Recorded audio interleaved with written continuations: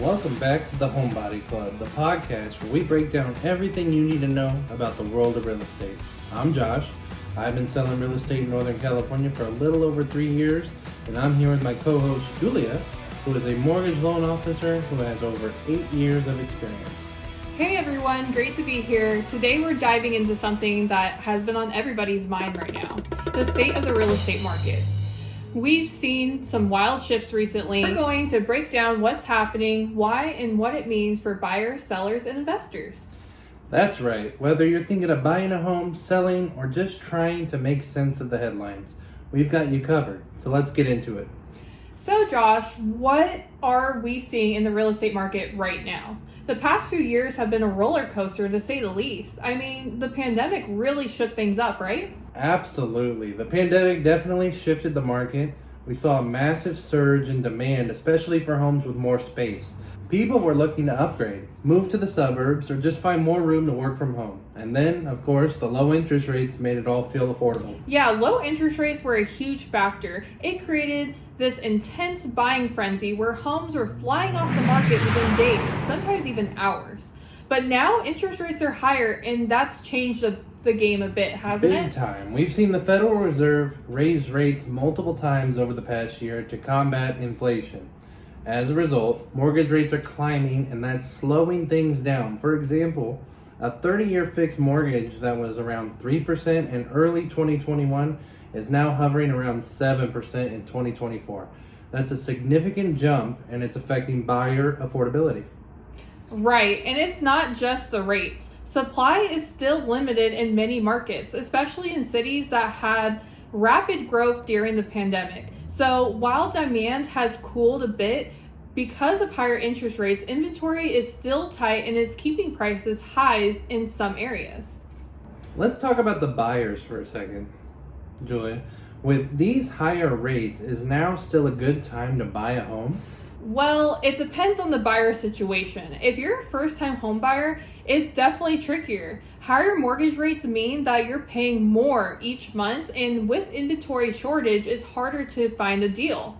But for people who are planning to stay in their homes long-term, buying now could still be a good option. You're right. For long-term buyers, if you find a house you love and can afford, it might still make sense to go for it, especially if you're planning to ride out the ups and downs of the market. Plus, remember, if mortgage rates go down in the future, you can always refinance. Exactly, and there's also a potential of buying in a less competitive market. Even though it's not as hot as it was 2 years ago, prices aren't dropping dramatically, but they're also not skyrocketing either. So if you're able to find something within your budget, it's about the right timing for you. Now, for our sellers out there, what should they be thinking right now? With demand cooling off a bit, should they hold off on listing their homes? That's a great question, Josh. I think sellers are in a bit of a tough spot. The market isn't as frenzied as it was during the peak, but it's still demand. If you're selling, it's crucial to price your home correctly. Don't expect multiple offers above asking price like we saw in 2021. Right, a little reality check for sellers. You have to price to the market conditions.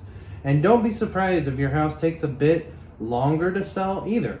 The days of selling in a week are over unless you're in a really hot market. But here's the upside for sellers. If you're moving to another home, you may be able to sell your current place at a strong price, especially if you're in a location where demand is still higher than supply. It's just a matter of managing expectations. One thing that's interesting is the impact on investors, especially in the rental market. Do you think higher rates are discouraging investors from jumping into the market? In some ways, yes. Higher interest rates make it more expensive for investors to finance their rental properties, and that could slow down investment activity. However, in some markets, rental demand is still incredibly strong, so there's potential for steady cash flow. Investors who bought properties a few years ago with lower interest rates are still in a pretty good spot. That's true. And speaking of high-end properties, we're still seeing a pretty active luxury market, aren't we? Even in these challenging conditions, luxury homes seem to be holding their value. Yeah, the luxury market has been more resilient. High net worth buyers are often less sensitive to interest rate hikes, and they're looking for exclusive, high-quality properties. It's a bit of a different world compared to the average home buyer. So what's next for the real estate market? Are we headed toward a major crash, or is this a sign of things to come? A lot of people are predicting a soft landing where the market cools down but it doesn't collapse. Interest rates might not drop dramatically in the short term, but there's hope that inflation will ease up and it might bring us some relief. Yeah, I think we'll continue to see a more balanced market where buyers and sellers need to be more strategic and thoughtful. The days of easy gains and bidding wars are over, but that doesn't mean there aren't opportunities for smart buyers and sellers. Totally agree. Patience and research are going to be key.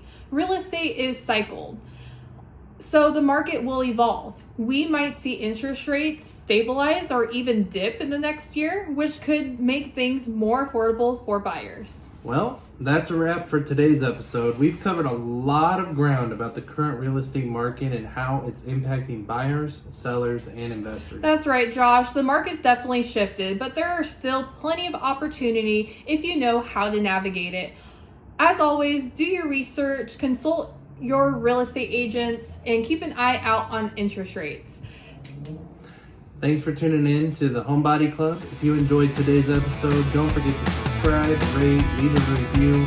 We'll be back next week with more insights on the world of real estate. Catch you next time, everybody. Stay informed, stay smart, and good luck out there.